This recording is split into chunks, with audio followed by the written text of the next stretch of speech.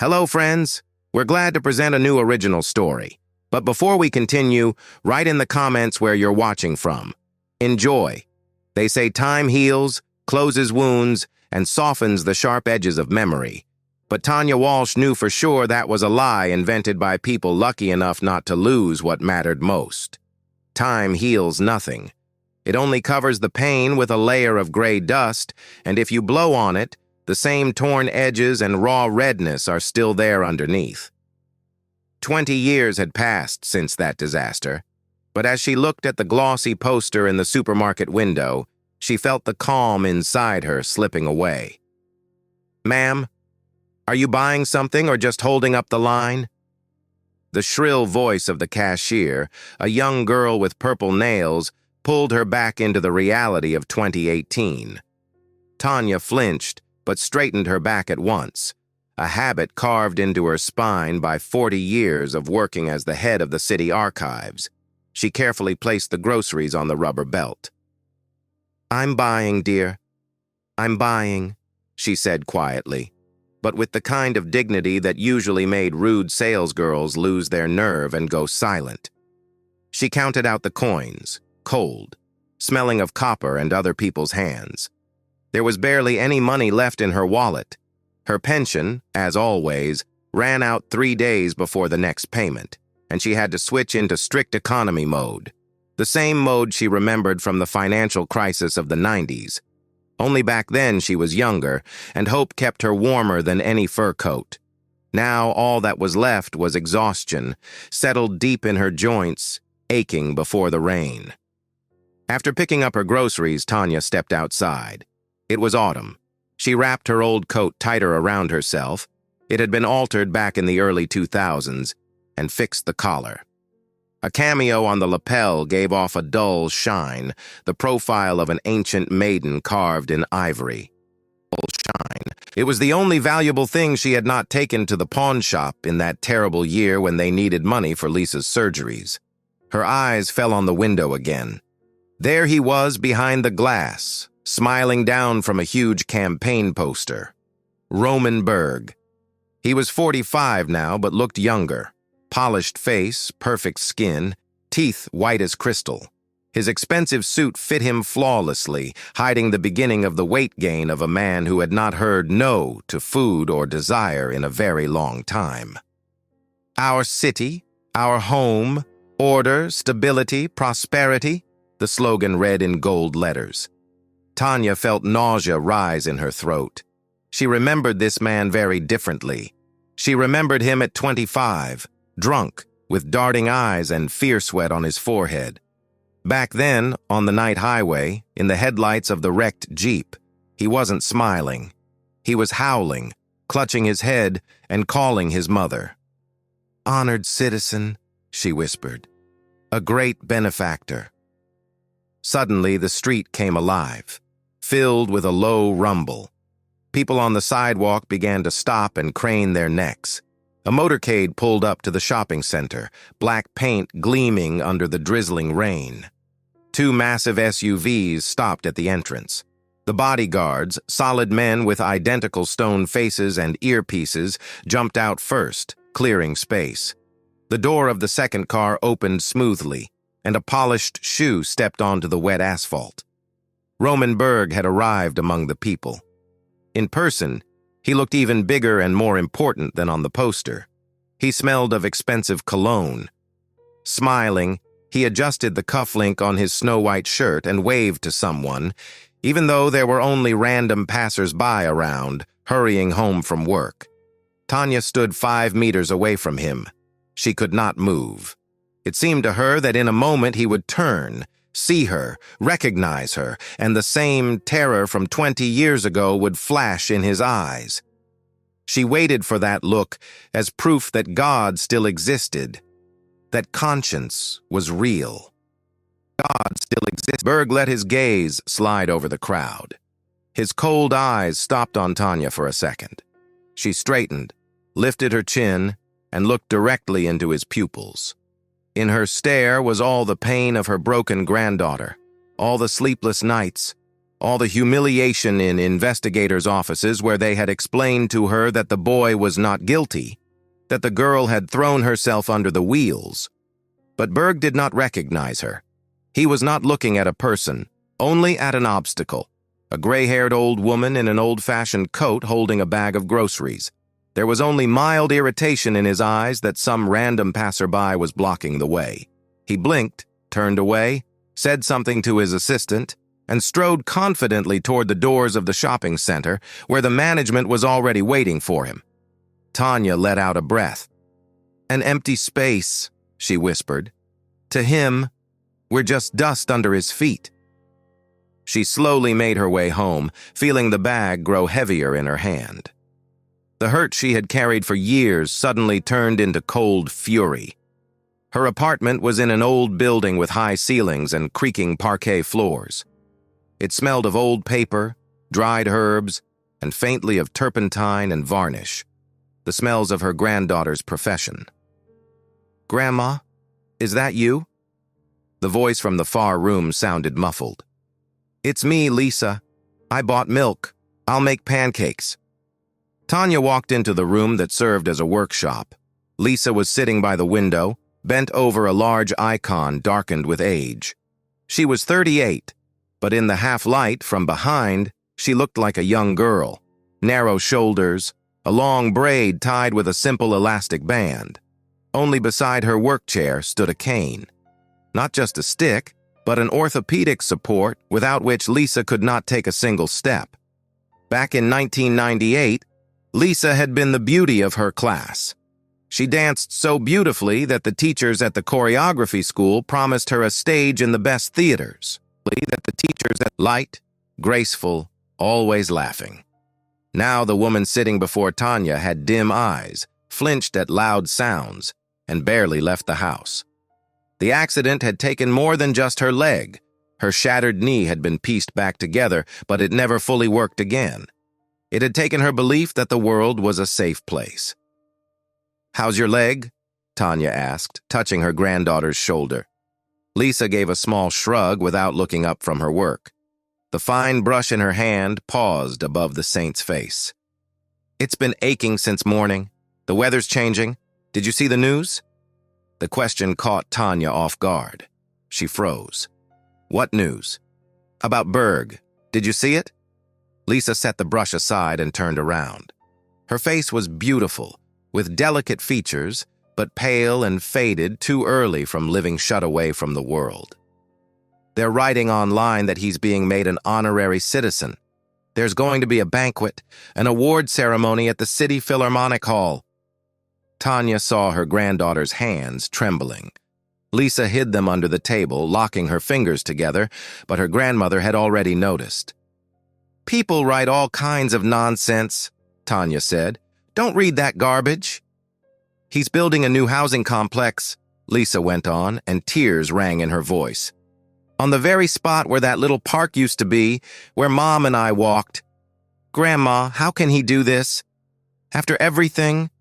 How does the earth still carry him?" "The earth carries everyone, Lisa. It's patient." "It's not fair," Lisa cried out. "Why does he live in a palace and smile from posters, while Michael, the driver, died in prison from tuberculosis after taking the blame for him? Why did everyone forget?" Tanya stepped closer, pulled her granddaughter's head against her, and stroked her hair. "No one forgot, sweetheart. I didn't forget." She stood there for a long time, until Lisa's sobbing finally quieted. She stood there. The room was filling with dusk, and outside the streetlights were coming on, lighting the wet asphalt, the same kind as on that night. When Lisa calmed down and went back to work was the only thing that saved her from dark thoughts. Tanya stepped into the hallway. She did not go to the kitchen to cook. Instead, she went into her bedroom, where a heavy wardrobe stood. The key to the bottom drawer was kept in her sewing box. She opened the drawer. There, beneath stacks of bed linen, lay an old, worn cardboard folder tied with strings. On the cover, in faded ink, were the words, "Archive, 1998, Personal." Tanya sat down on the edge of the bed with the folder on her lap. Her hands were not shaking. On the contrary, they had become steady. She untied the strings. Inside, there was no money and no jewelry. There were papers, photocopies of reports that had mysteriously disappeared from the criminal case long before it ever reached court. A hospital document with the real diagnosis, not the one that was later written in for a bribe. And most important of all, a photograph. A black and white photo taken by chance by a street photographer an hour before the crash outside the Golden Horseshoe restaurant.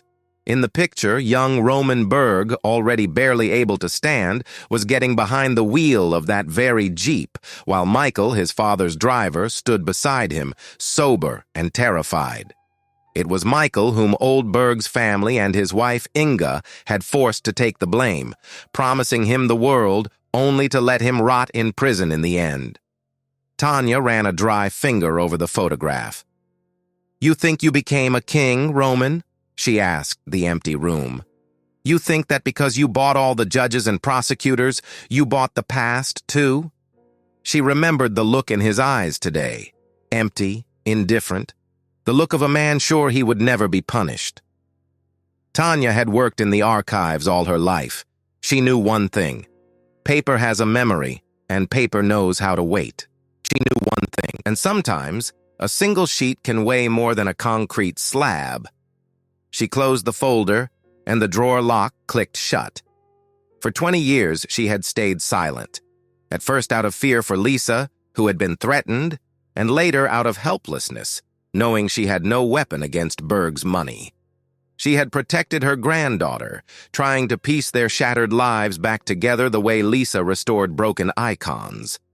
But today, when she saw him glowing in an aura of fame and power, her patience finally ran out. "You're an intelligent woman, Tanya," Roman's mother, Inga Berg, had once told her, pushing an envelope full of cash at her in a hospital corridor. "Take it. The girl needs prosthetics, and forget it. Live for the future."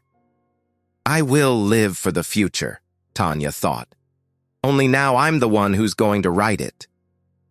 She went into the kitchen and picked up the phone. Her fingers dialed the number from memory. The ringing went on for a long time. "Hello?" answered a rough male voice. "Victor, hello. It's Tanya Walsh." There was a pause on the other end. Victor Hale was an old journalist who had been kicked out of every newsroom for his impossible character and his love of the truth. Truth no one wanted. "Tanya," he said in surprise, "it's been years. Did something happen?" "Not yet, Victor, but it will soon. I need to get into the city archive, into the restricted storage room. Tomorrow. Tanya, you know I'm nobody there now, and you're retired. There are passes, security. I know you still have a duplicate key to the back door, the one you forgot to turn in 10 years ago. Don't deny it." A chuckle came through the receiver. "You haven't changed. What do you need it for? Writing memoirs?" "No." Tanya looked out the window, where a billboard with Roman Berg's face was shining through the darkness.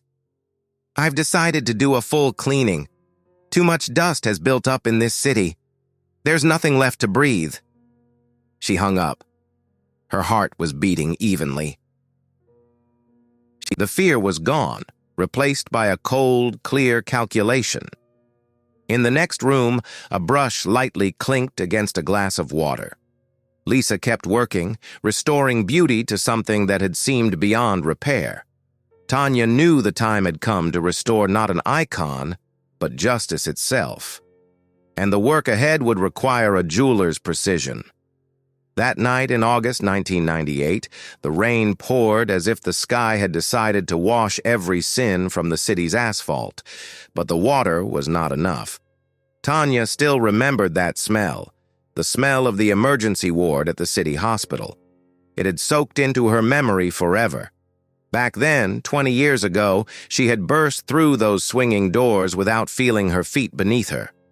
Only one thought pounded in her head. Please, let her be alive. The corridor was dark, lit only by a flickering fluorescent lamp that made an awful buzzing sound. On the couch by the wall sat her husband, Michael. He was still in his driver's uniform in the gray suit Tanya ironed for him every morning. But now the jacket was wrinkled, and there was a dark stain on the sleeve, maybe oil, maybe blood, and Michael's face looked gray. He was sitting there with his head in his hands, rocking back and forth. "Michael!" Tanya breathed out, dropping to her knees in front of him. "Where's Lisa? What happened to her?" Michael looked up at her. There was such horror in his eyes that Tanya understood at once. Something irreversible had happened. "She's alive," he said hoarsely. "She's in surgery. Her leg, Tanya. They say her knee is shattered." Tanya pressed her forehead to his knees. "How did this happen, Michael? You were driving her home from the performance. You're the most careful driver in the city." Michael jerked as if he had been shocked. He opened his mouth to say something, but at that moment, the doors at the end of the corridor flew open. She walked into the emergency ward. Inga Berg, or flew open, the wife of the factory owner Michael worked for, the woman everyone in town called the Iron Lady. Even at 3 in the morning, dragged out of bed by a phone call, she looked flawless. Behind her came the family lawyer, stumbling in the long coat he had thrown on in a hurry, a slick little man with darting eyes whose last name Tanya could never remember and did not want to. Inga did not look at Tanya. She walked straight past her to the chief doctor, who rushed out to meet her. "Condition?" she asked shortly. "Serious, Inga," the doctor answered in a fawning voice, dabbing his bald head with a handkerchief. "Multiple fractures, head trauma. But the worst is the left leg. There's almost nothing there to rebuild. Most likely amputation or—" "No amputations," Inga cut him off. "Do whatever you have to do. Call in specialists, bring in prosthetics. My husband's foundation will cover the bills." Tanya rose from her knees. Hope pushed through the horror like a fragile shoot. The Bergs would help. They would not abandon them. Michael had served them faithfully for 10 years. "Thank you, Inga," she whispered, stepping closer. "Thank you." Michael probably lost control of the car. The road was slippery. Inga slowly turned to look at her. Her cold blue eyes were heavy. She was not looking at Tanya with sympathy, but with calculation. "Come with me, Tanya. We need to talk without witnesses." They moved into a dark corner of the corridor near a window. The lawyer positioned himself so that he blocked them from Michael and the doctors. "Here's the situation," Inga began. Michael was not driving the Jeep. Tanya blinked in confusion. Then who was? Michael went to pick Lisa up from rehearsal in the company car. "Roman was driving," Inga said sharply. "My son. He took his father's car without permission. He'd had a little too much to drink, celebrating his diploma, and he didn't see your granddaughter at the crossing." The world tilted, and he didn't see the corridor walls seemed to lean sideways. Tanya grabbed the windowsill to keep from falling. "Roman, drunk, he hit Lisa." The words fell from her lips like heavy stones. "And you're standing here. I'm going to the police right now. He has to answer for this. He ruined my girl's life." Inga caught her by the arm. "You are not going anywhere," she hissed. "Listen to me carefully. My son is 25 years old. He has a big future ahead of him. I will not let one mistake and some girl who ran into the road destroy his life with prison." "One mistake?"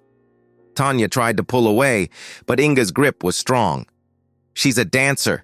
She was a dancer. You destroyed her life." Inga's voice turned smooth and poisonous.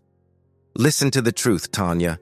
If Roman goes to prison, his father will lose the contract with the ministry, will be ruined, and then your Lisa will be treated right here in this hospital with nothing but plaster casts. She'll lose her leg for life. Is that what you want?" Tanya froze. "What do you want?" "Michael will take the blame," Inga said. "He'll say he was driving, that he was sober, but lost control of the car. We've hired the best lawyers. He'll get very little. 3 years maybe even parole. With good behavior, he'll be out sooner. And we will pay for everything for Lisa. Surgeries in Switzerland, recovery, the best prosthetics, rehabilitation. We'll give you an apartment. We'll secure her future." You want to buy my granddaughter's life with my husband's freedom? Tanya whispered. I'm offering a deal, Inga corrected her. A life for a life. Your granddaughter's legs in exchange for a few years of your husband's life. Or justice, poverty, and a wheelchair for the girl. Choose right now. A groan came from the far end of the corridor. Michael had raised his head and was looking at them. He had heard everything. Or maybe he had known all along. Tanya rushed to him. Michael, don't you dare. We can't do this. It's vile. Michael, we'll tell the truth. Michael took her hands in his. The big, rough driver's hands that held the steering wheel so carefully and held her so gently every evening. Tanya, he said with difficulty, I saw Lisa there on the asphalt. She was screaming. If they don't send her abroad, she'll never stand again. We don't have that kind of money, and we never will. Even if we sell everything, it won't be enough. But you're not guilty, Tanya cried, burying her face in his shoulder. Let that bastard answer for what he did. If he goes to prison, no one will give us a cent, Michael said, stroking her gray hair. The Bergs will grind us into dust, but this way, Lisa will have a chance. I can't live without you, Michael. You can. You're strong. For Lisa. He looked at Inga, standing a little way off, and gave a tiny nod, barely noticeable, just with his eyes. It was the look of a man stepping into an abyss so his loved ones could walk safely along the edge. That night, Tanya aged 10 years. She stood by the window and watched as the investigator, clearly already instructed by the lawyer, led Michael away. Her husband did not turn around. He walked with his shoulders bent, as if he were carrying a weight heavier than a concrete slab. The weight of someone else's guilt. Before leaving, Inga came over to Tanya. She pulled a thick envelope from her purse. This is for now.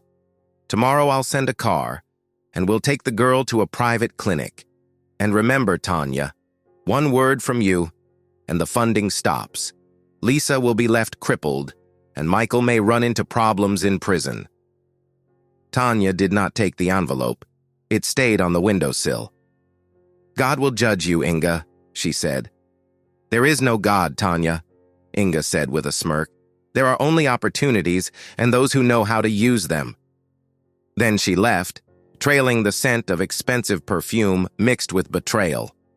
Tanya was left alone in the empty corridor. Outside, a gray, muddy dawn was breaking. A new day was beginning beyond the window, while inside that small hospital, the life of one honest family had collapsed, crushed beneath someone else's comfort and privilege. Michael kept his word. He took all the blame. Lisa got surgeries, the best that were possible at the time. She learned to walk again, though with a cane. And Michael died in prison colony 2 years later. The official cause was heart failure. But Tanya knew the truth. It was not prison that broke his heart, but the weight of the lie he had carried. He died from grief and from knowing that the man he had protected, drunken Roman Berg, kept living, drinking, and enjoying life while he rotted behind bars. Tanya sank to the floor, leaning her back against the wall and covered her face with her hands. In that moment, she made a vow to herself. She would keep every document, every certificate, every lie.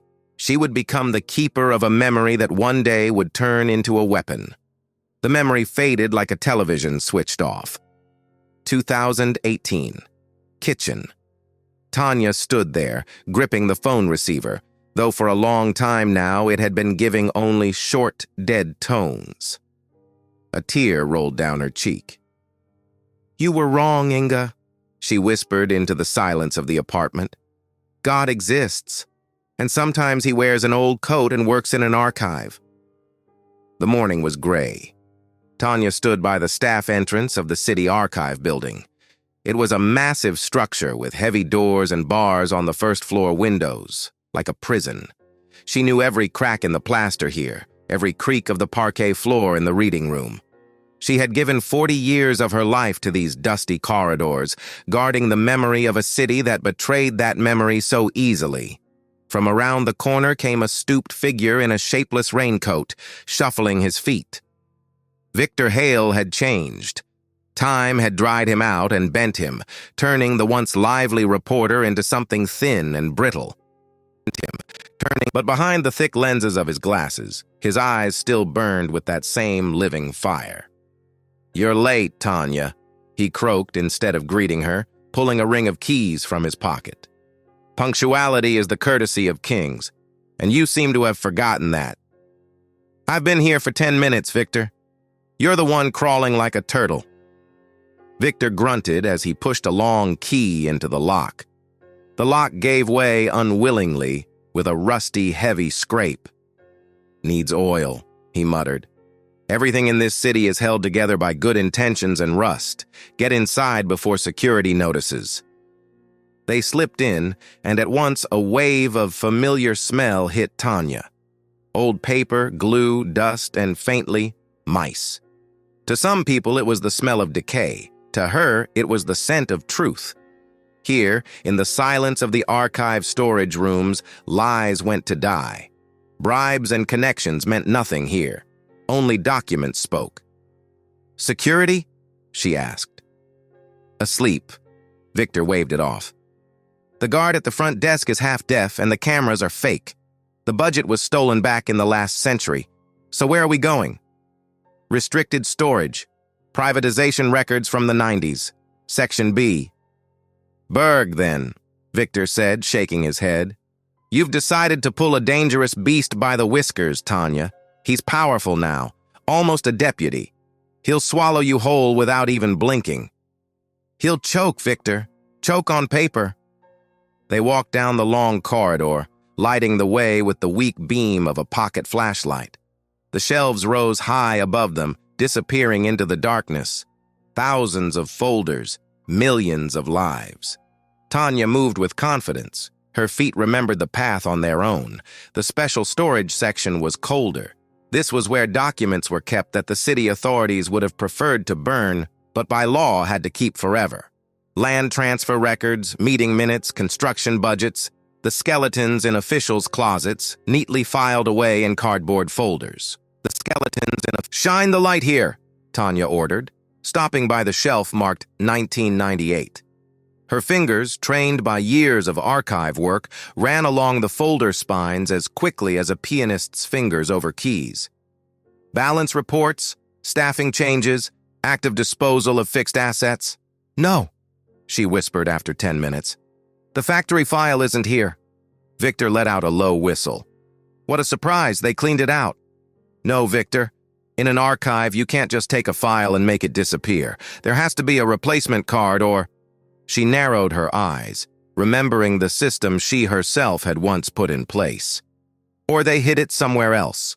Filed it not alphabetically, but by the date of liquidation." She rushed to the next shelf. 1999. The year the factory was finally bankrupted so Berg could start building his empire on its ruins. There it is. A thick battered folder labeled Liquidation Committee, Volume 3. Tanya pulled it from the shelf. Dust rose in a gray cloud and tickled her nose. She set the heavy file on the shaky inventory table and opened it. "What are we looking for?" Victor asked, shining the flashlight over her shoulder. "The foundation," she answered. "What his Emerald City is built on." She turned the pages, yellowed, brittle, lists of laid-off workers, reports on broken equipment. Everything looked legal. The factory was dying, being cut up for scrap, but Tanya knew what she was looking for. "Look." Her finger stopped on a document with a blue official seal. It was a land valuation report.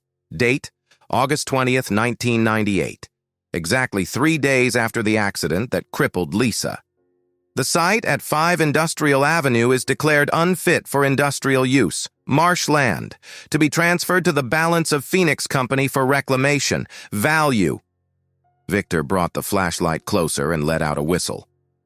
"Tanya, they bought land in the center of the city for the price of a case of beer." "I already knew that," Tanya said. "It's theft, But that alone won't surprise anyone. Knew that. The statute of limitations has long expired. Look at the signature. Who signed it for Phoenix? At the bottom of the page was a bold, confident scribble. General Director R.E. Berg, Victor read. So what? He's the owner. Look at the date, Victor. August 20th. Victor looked at her, confused. So? At the trial, when they prosecuted my Michael, Berg's lawyers submitted a statement saying that Roman Berg was staying in a private medical facility from August 17th to September 1st, suffering severe psychological shock, that he was not in his right mind, couldn't speak, couldn't walk, was lying under IV drips. That was their main alibi. Why he never showed up for questioning, why he gave no statement right away.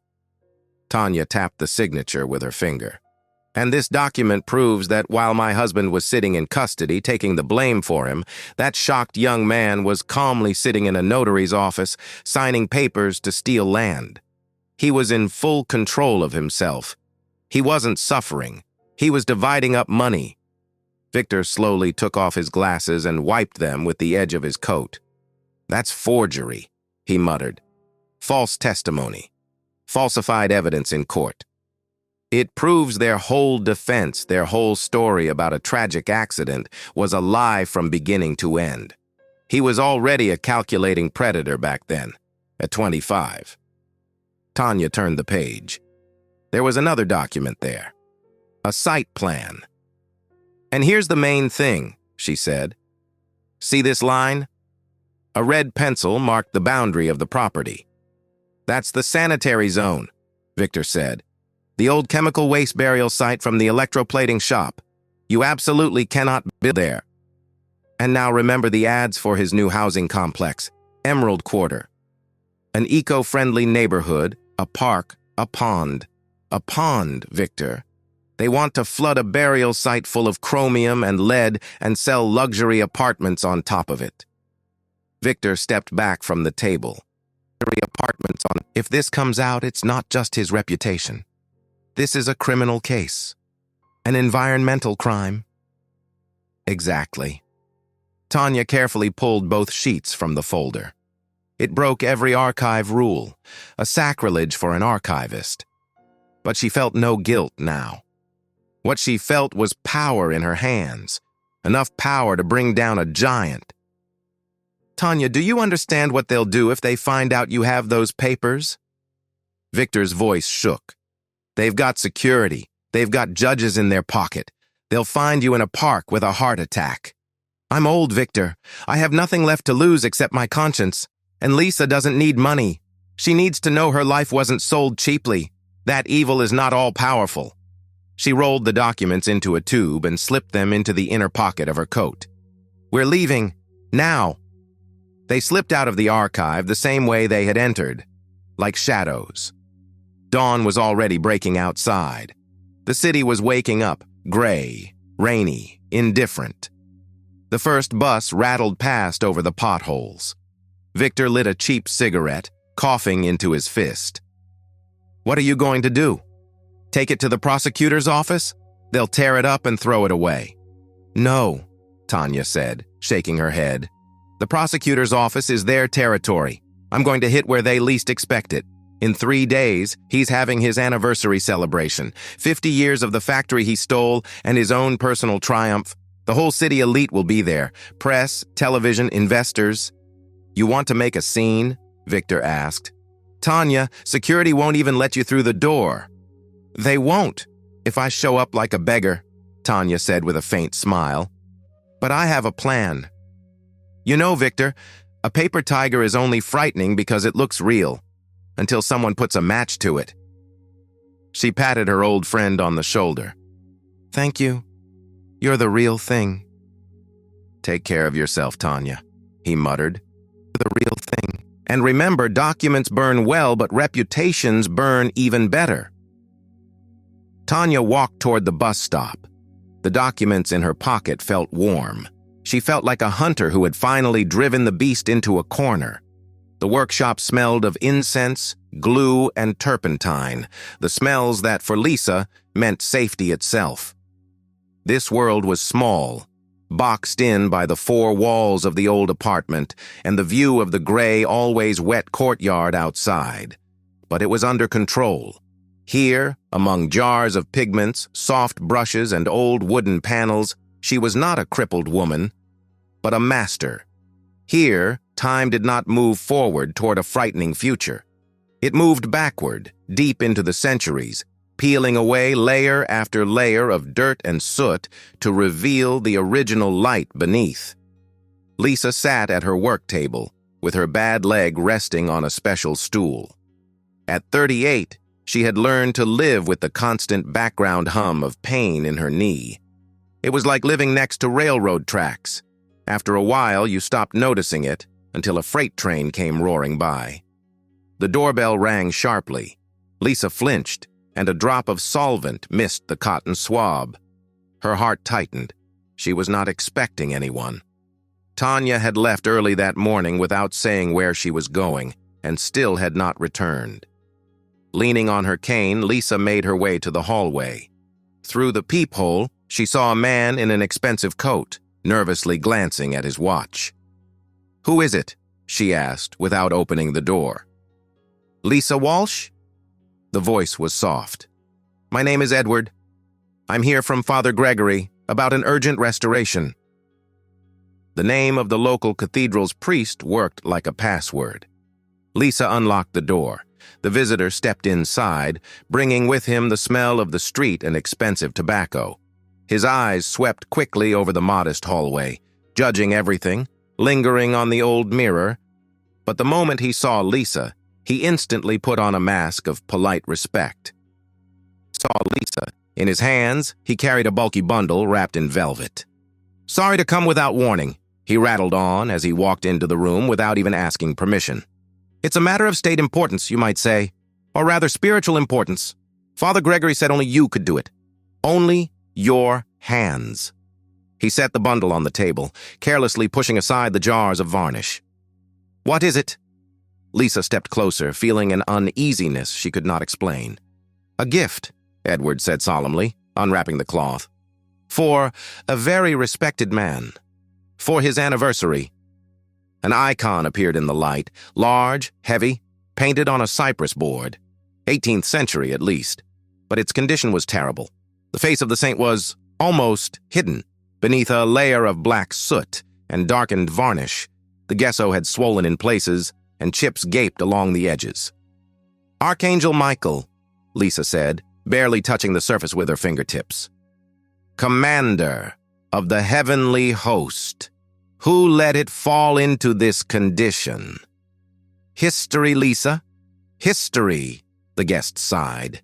"The icon was found in the attic of an old mansion. The client wants to donate it to the city museum at a formal reception.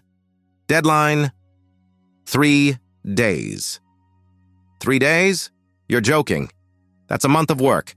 The gesso needs to be secured. Test cleanings need to be done, the toning matched." "We're paying triple," Edward cut in, pulling a thick envelope from his pocket. "No. 5 times the usual rate. You understand, this isn't just an icon. It's a symbol. A revival of spirituality, of patronage. The client is a religious man. He wants the archangel to shine." Lisa looked at the envelope. 5 times the rate meant new orthopedic shoes she had not been able to afford for 2 years. A course of massage therapy. Repairs for the bathroom, where the tiles were coming loose from the damp. "Who is the client?" she asked, quietly. Edward hesitated and adjusted his tie. "The Heritage Charity Foundation," founded by Roman Berg. Lisa recoiled from the table so sharply that the cane slipped from her hand and hit the parquet floor with a loud crash. "No," she breathed. "Take it away. Leave." "Lisa, listen," Edward began, but she cut him off. "Out. I won't touch it. Take the money. I do not work for killers." The visitor frowned. The polite mask slipped, exposing the cynical face of a businessman. "No need to be so loud. What killers? Roman Berg is a respected man, a philanthropist, practically a congressman. And you're just a restorer. You have talent. We have money. It's business. It's blood. Lisa was struggling to breathe. The phantom pain in her knee flared so violently that everything went dark before her eyes. She was there again, on the wet asphalt. She saw the blinding headlights of the Jeep, heard the screech of brakes and the drunken laughter that ended with the impact. "Get out of my house!" At that moment, the front door opened. Tanya stood in the doorway. In her old coat, with wind-tangled gray hair, she silently entered the room and took in the scene at once. Her shaking granddaughter, the confused guest, the icon on the table, and the envelope of money. "What is going on here?" she asked in such an icy tone that Edward straightened involuntarily. "Grandma, It's from Berg," Lisa sobbed. "They want me to restore the icon for his anniversary." Tanya shifted her gaze to the icon. Archangel Michael, sword in his hand, scales of justice, symbolic, far too symbolic to be an accident. "Leave us," she said to the guest. "But the deadline," Edward bleated. "Leave the icon and the money. Come back tomorrow for the answer." There was such authority in her voice, forged by decades of commanding people and documents, that Edward did not dare argue. He slipped out of the apartment. As soon as the door shut behind him, Lisa sank into a chair and covered her face with her hands. Behind him, "Grandma, how dare he? Is this some kind of mockery? Does he know?" "He doesn't know who you are." Tanya walked to the table and ran her hand over the dark wooden panel. "To him, you're just Master Walsh, hands without a face or a story. Berg doesn't remember the name of the driver he sent to prison in his place. He doesn't remember any of the people he's run over. I'm not doing this. Let them find someone else. I'll burn that money." "You're taking this job, Lisa." Lisa lifted her tear-streaked face, unable to believe what she had heard. "What? You want me to work for him? For the man who ruined my life? Grandma, are you betraying me?" Tanya slowly unbuttoned her coat and pulled the rolled-up documents from the inner pocket, the ones she had taken from the archive that morning. She spread them out on the table, right over the tools. "Come here." Lisa did not move. "Come here and look," Tanya ordered. Leaning on the edge of the table, Lisa stood up. Her eyes moved over the yellowed paper, schemes, numbers, signatures. "What is this?" "This is proof that while you were lying in intensive care and your grandfather was being taken into custody, that holy man was stealing land. He signed this document on August 20th, 3 days after the accident. His lawyers swore in court that he was in shock, that he couldn't speak, and all that time he was dividing up city center acreage." Lisa read, and the letters swam before her eyes. The signature, R. Berg, was broad, bold, and confident. "But that's not all," Tanya said, her voice turning harder. "See that red line? That's a chemical waste burial site, right under the place where he's building his Emerald Quarter. He's planning to build playgrounds on poison." Lisa looked up at her grandmother. "Why are you showing me this?" "Because this is war, Lisa, not your personal hurt. War. For 20 years we hid, we were afraid. We stayed silent because we thought we were small and he was big. But look at this paper. We stayed silent because he's a thief and he built his empire on bones and poison. And what can I do?" Lisa gave a bitter smile. "I'm a restorer, not a prosecutor. I'm a lame recluse who's afraid to step outside. You are the only person who can walk into his lair without raising suspicion." Tanya took her granddaughter's hand, thin, long-fingered, stained with paint, and placed it on the icon. "This icon has to be presented at the banquet, in person. The restorer is supposed to be there to tell the story of its miraculous rediscovery. That's how these events work, I know. They love a show." "You want me to go there? To him?" "I want us to go there together. The icon is our Trojan horse. We'll walk in through the front door, we'll bring him this gift, and along with the icon, we'll hand him this file. Publicly. In front of cameras, in front of investors." Lisa pulled her hand back as if the icon had burned her. I can't do it. I'll fall apart. I'll start stammering. He'll look at me with that look of his, and I'll turn into nothing. Look at the Archangel, Tanya said. He's blackened, covered in dirt. You can't see his light, but you know it's still there. You know how to remove the dirt. It's the same with Berg. He shines with gold, but inside he is black. We're just going to strip away the gilding, layer by layer, the way you strip away old varnish. Silence filled the room.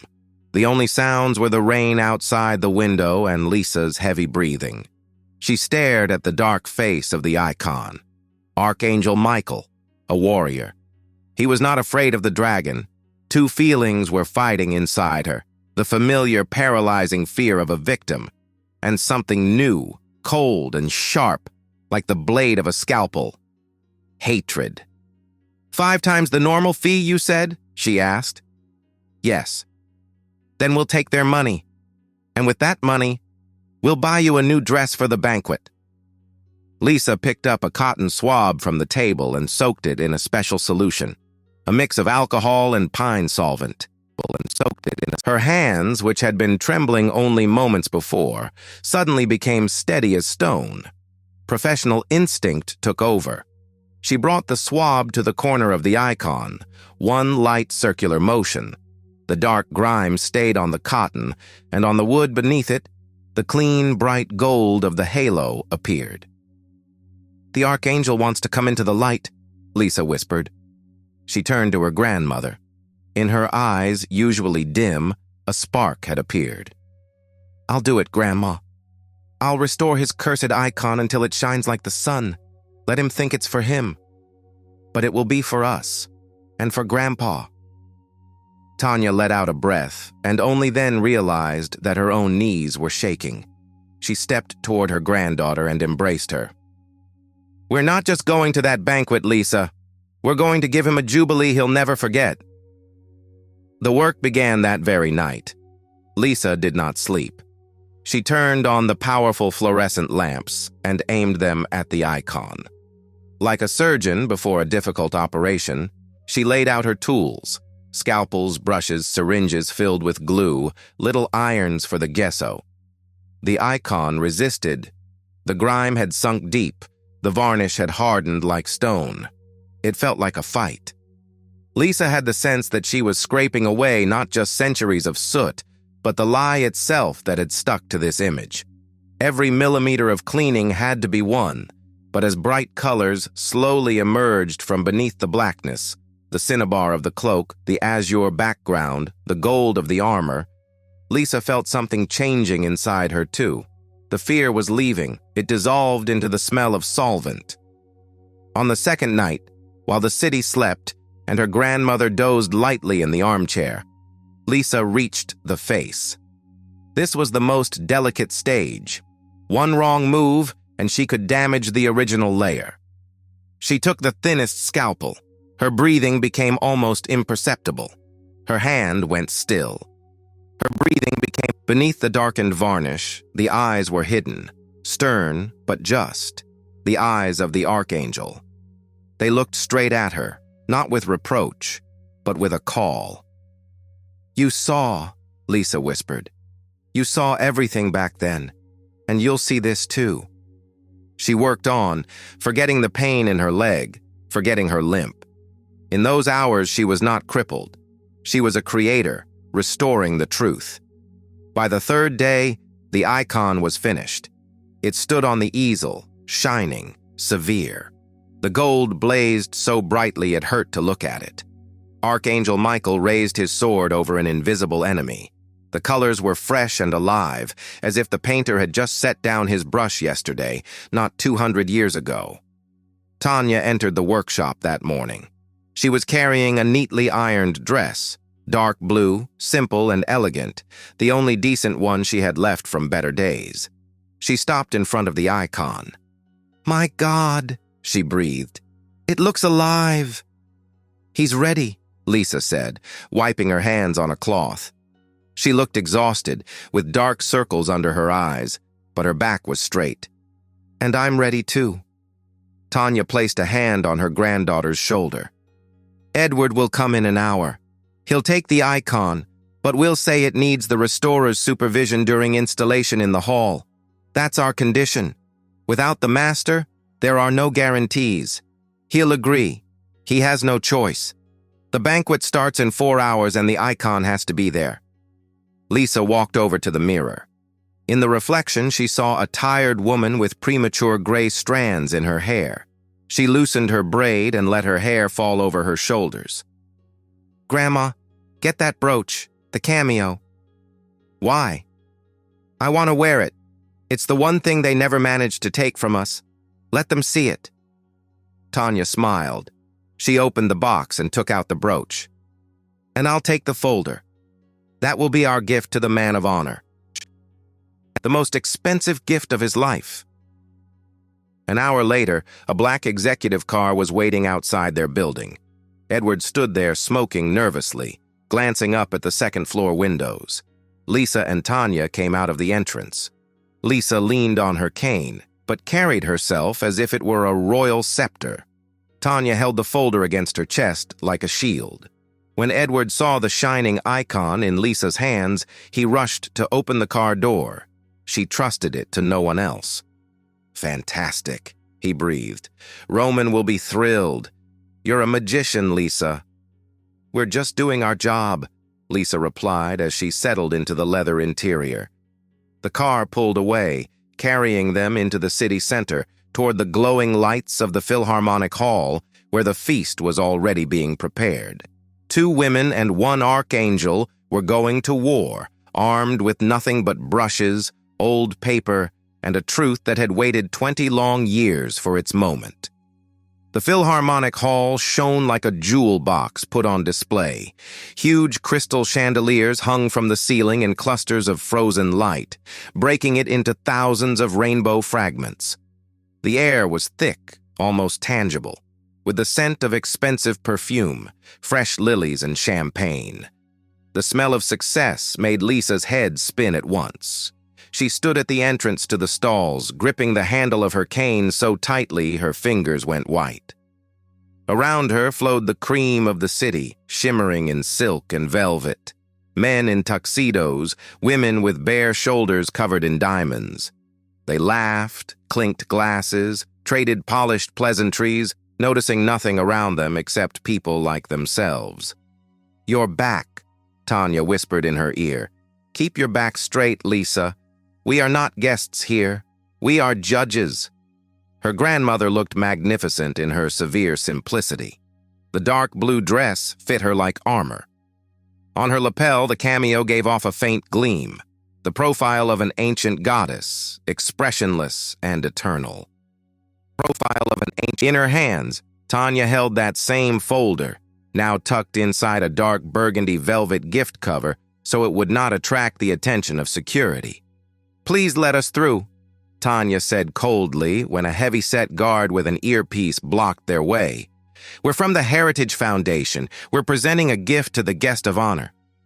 The guard ran his eyes over the list, then over Lisa with her cane, then over Tanya's stern face. There was something about these women that made him step aside. Go ahead. 5th row, seats for press and honored guests. They entered the hall. The hum of voices struck Lisa's ears. She felt like a stranger at this celebration of life. Every step came with effort. Her cane knocked against the parquet floor. Tap step, tap step. It seemed to her that everyone was staring at her limp, her plain shoes, her lack of jewelry. The phantom pain in her knee pulsed in time with her heart, reminding her of that night when this world had broken her. Don't look down, her grandmother whispered again, guiding her by the arm. Look over their heads. We didn't come here to beg. They took their seats. Journalists sat nearby with cameras ready. Flashes blinded her. On the stage, decorated with giant golden balloon numbers reading 50, a string quartet was playing. Vivaldi, The Four Seasons. Winter, icy, sharp music, perfect for the moment. The lights in the hall slowly began to dim. A spotlight picked out the center of the stage. The host stepped up to the microphone, a famous TV presenter whose smile cost more than Tanya and Lisa's apartment put together. Ladies and gentlemen, please welcome the man who changed the face of our city, philanthropist, builder, visionary, Roman Berg. The hall exploded in applause. People stood up, clapped, smiled. Then he came onto the stage. Lisa was seeing him this close for the first time in 20 years. He had aged, broadened in the shoulders, but he still had that same predatory confidence he had in his youth. He walked to the microphone, bathed in ovation. His face on the giant screen behind the stage was the face of a winner. "My friends," he began, and his velvet baritone spread through the hall. Thank you for being here. 50 years, that is a milestone, a time to look back." Tanya tightened her grip on the folder. Her knuckles turned white. "When I started," Berg went on, "the place where Emerald Quarter now stands was ruins, dirt, neglect. People told me, 'Roman, it's impossible.' But I believed. I knew we had to build a future for our children. A clean, bright future." "Liar," Tanya mouthed silently. "My path has not been easy." Berg paused and gave a theatrical sigh. "There were mistakes, there were losses, but my conscience is clear. I have always lived by one principle: do good, and it will come back to you. And today, I am happy." Lisa felt nausea rising in her throat. He was talking about conscience. The man who had sent her grandfather to prison and made her disabled was standing under the spotlights, lecturing the hall about morality. And now, the host's voice cut through the applause, a special moment. The ceremonial presentation of a gift from the Heritage Foundation. An antique icon, restored especially for this anniversary. Please welcome to the stage the restoration master, Lisa Walsh. An expectant silence fell over the hall. This was their moment. Lisa froze. Her legs turned to lead. Fear locked her whole body. She could not do it. She would not get up. She would fall right here, and everyone would stare, just like they had back then, when she first came on crutches and thought the world would never be the same again.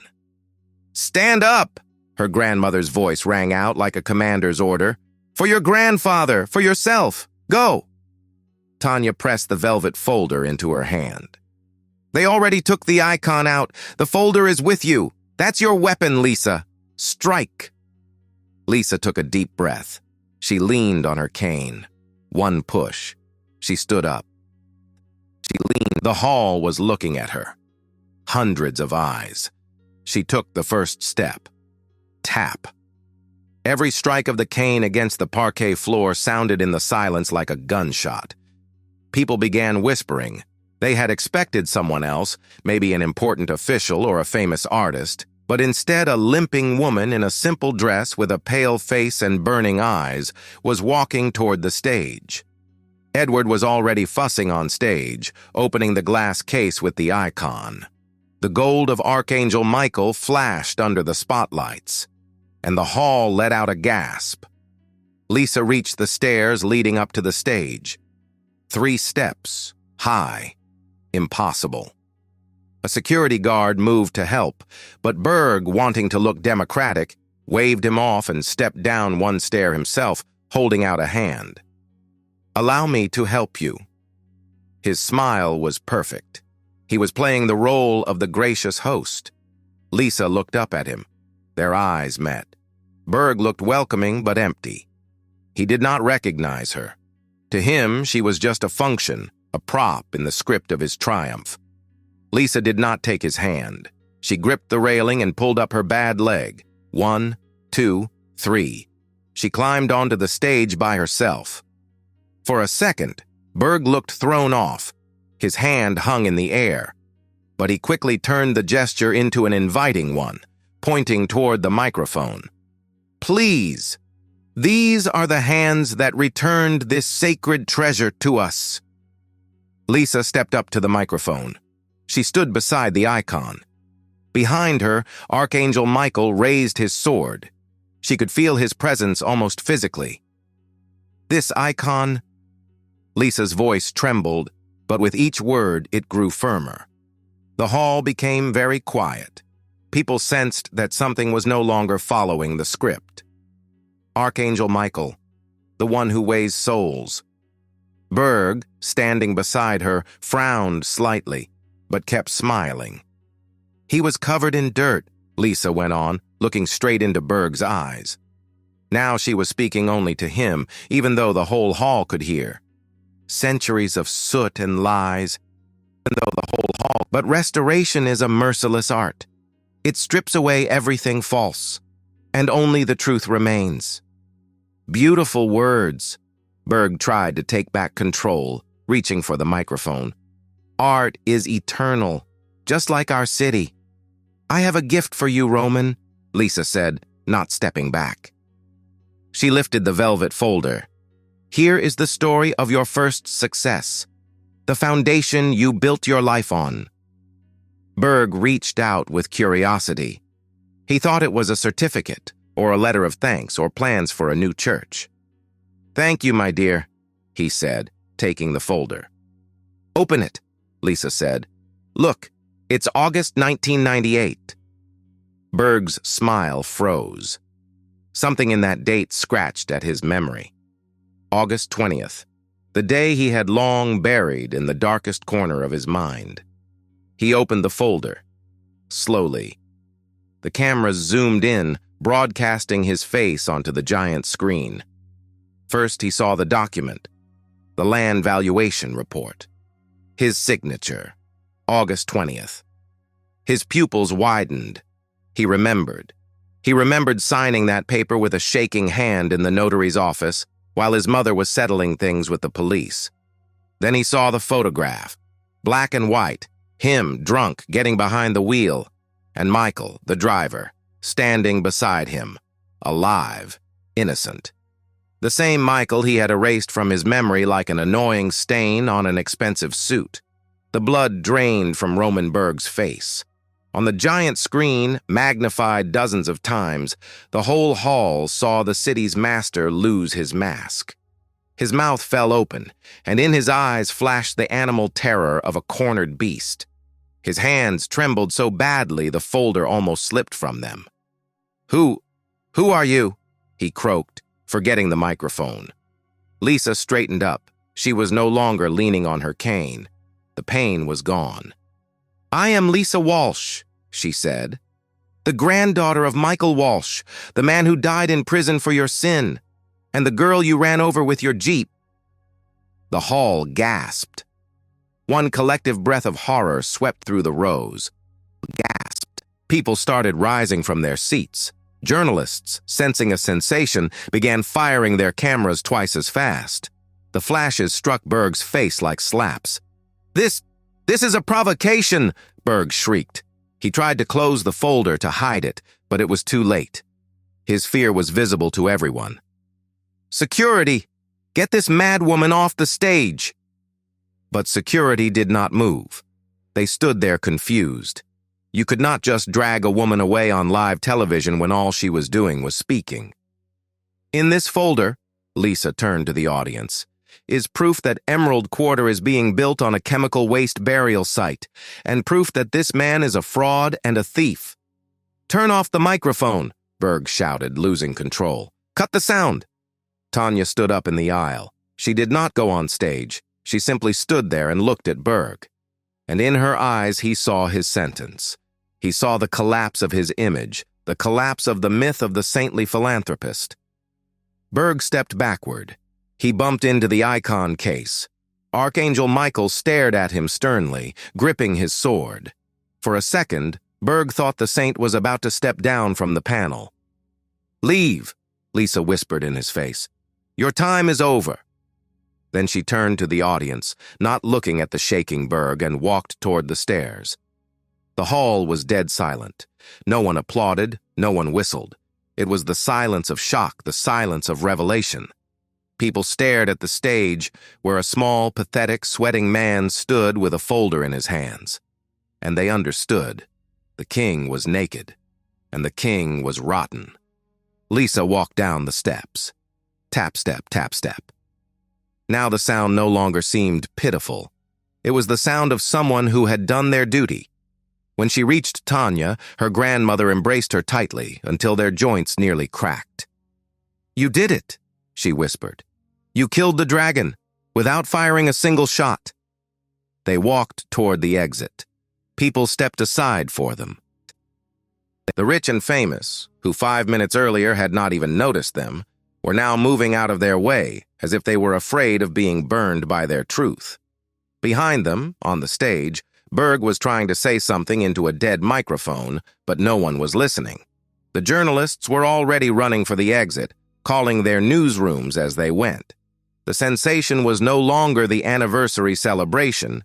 The sensation was the folder. Copies of the documents, which Tanya had wisely handed out to 3 major TV channels back in the lobby while Lisa was walking onto the stage. The doors of the Philharmonic Hall swung open, releasing them into the cold night. The rain had stopped, and the air was clean and fresh. Lisa stopped on the steps and took a deep breath. Her hands were still shaking, but now it was the trembling of release. "What now, Grandma?" she asked. Tanya looked at the lit windows of the Philharmonic Hall, where chaos was already beginning. "Now, Lisa, the most interesting part begins. The rats will start leaving the sinking ship." "And us?" "We're going home to drink tea." She took her granddaughter by the arm, and they slowly walked away from the shining palace of lies, leaving it to collapse under the weight of one old archive document.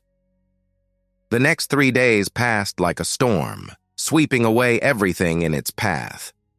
The phone in the Walsh apartment practically burned up.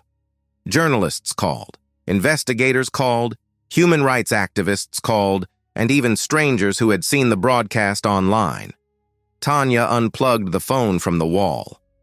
"Silence," she said, looking at the dead receiver. "The loudest sound in the world." They sat in the kitchen. Lisa drank tea, holding the cup with both hands to calm the fine tremor that still had not left her after the scene at the Philharmonic. But it was no longer the trembling of fear. It was the vibration of an overstretched string that had finally given out one clear note. The television was on without sound. Images flashed across the screen. Federal agents in masks storming the offices of the Phoenix Construction Company. Investigators carrying out boxes of documents. Roman Berg covering his face with his jacket, trying to push through the crowd of reporters to his car, only to be stopped by a wall of microphones. In the frozen frame, his face looked gray and soft, as if all the air had gone out of him. Where had the polish gone? Where had the confidence of a man who owned the world disappeared to? Only fear remained. "Do you know what really finished them?"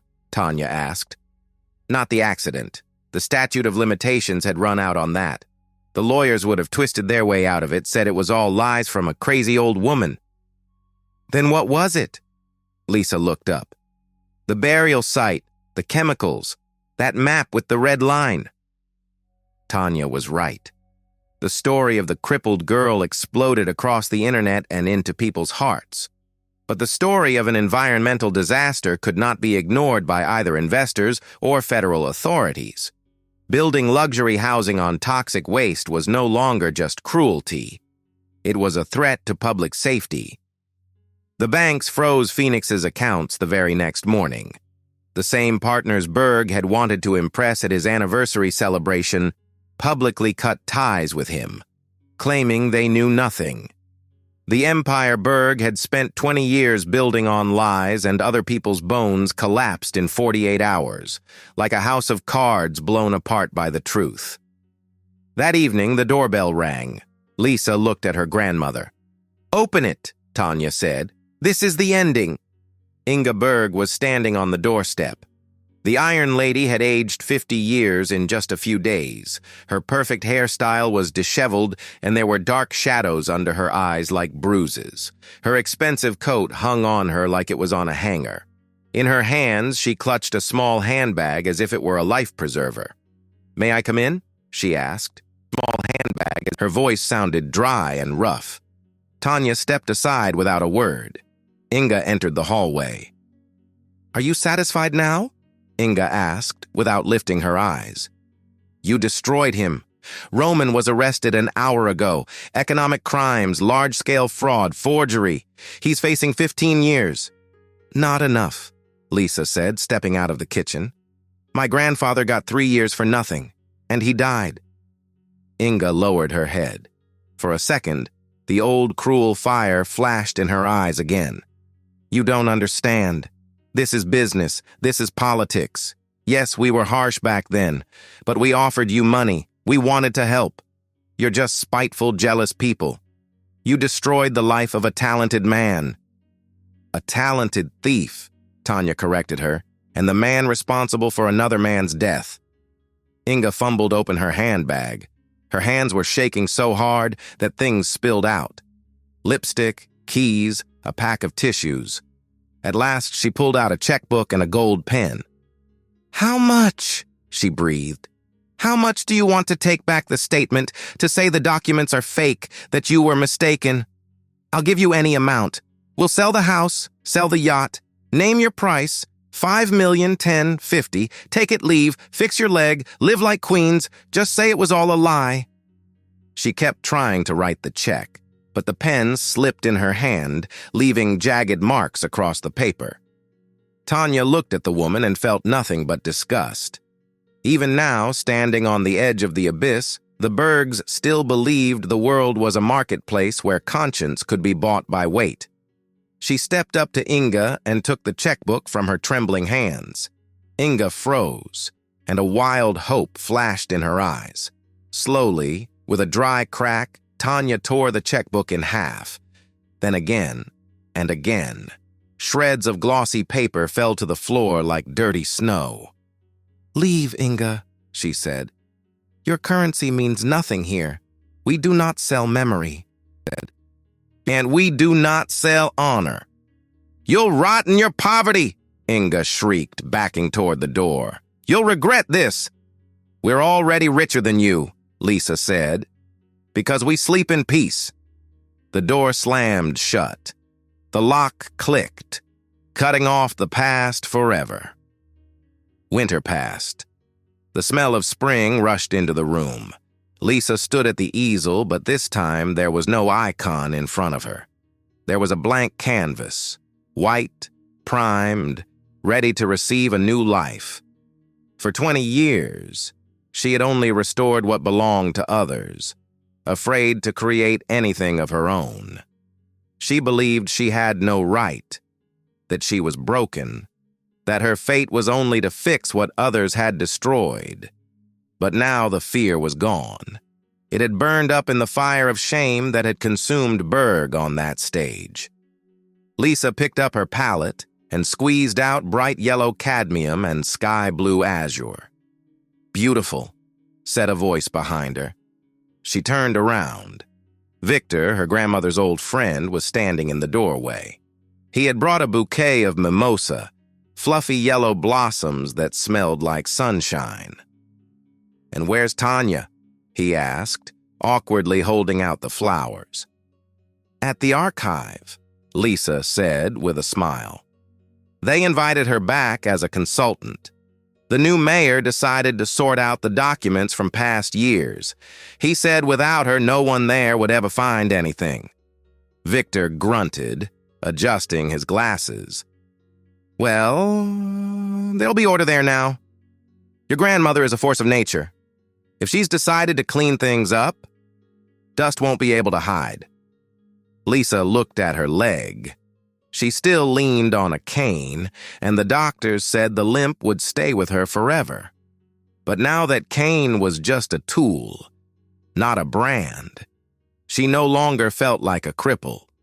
Yesterday, for the first time in 20 years, she had walked across that same intersection, slowly, calmly. She had looked at the place of the accident and felt no terror, only a soft sadness for the time that could not be brought back. But a new life could still be lived. "And what about Berg?" Victor asked, looking at the blank canvas. "The trial is in a month.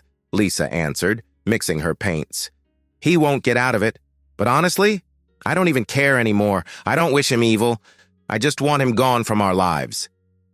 She made the first stroke on the canvas, broad and steady. What are you going to paint? The old man asked. The city, Lisa said. Our city. Without fences, without potholes, without lies. A city where people actually want to live. The front door slammed in the hallway. Footsteps followed. Tanya had come home from work. She walked into the room with a new hairstyle and a new scarf. She did not look her age at all. She looked much younger. Her eyes were shining. Can you imagine, Lisa? She said from the doorway. They found it. In the basement of City Hall, they found the file with the park project your grandfather proposed back in the 80s. For that exact place where Berg wanted to build his high-rises. And? Lisa froze, brush in hand. The new mayor approved it. There will be a park. Michael Walsh Park. With walkways and a fountain. Tanya went over to the window and looked at the spring sky. Michael would have been happy. He knows, Grandma, Lisa said. I'm sure he knows. The three of them stood there together, two strong women and one old loyal friend, and they watched the sunlight pour into the room, lighting up the old icons, the fresh paints, and their faces where no shadow remained. Life had been pieced back together. Yes, the cracks were still there. They always would be. But now the light came through those cracks, making everything around them even more precious. Tanya placed her hand on her granddaughter's shoulder. Paint, Lisa, paint. We still have plenty of time ahead of us. Sometimes, to build the future, you have to stop being afraid of stirring up the past. Truth is not a weapon of revenge, but a medicine, the past. It can be bitter, it can hurt, but only it can heal wounds that have stayed open for years. Real strength is not in money or power. Real strength is being able to sleep peacefully, knowing your conscience is as clean as a fresh canvas. Dear friends, did Tanya and Lisa's story touch your heart? Do you believe justice always finds a way, even after 20 years? What would you have done in their place? Would you have taken the money and left, or gone all the way, risking everything? Write your thoughts in the comments. It really matters to us to know what you think. If this story made you reflect or simply warmed your heart, please like the video and subscribe to the channel. Here, we tell stories about real people and real lives. See you next time.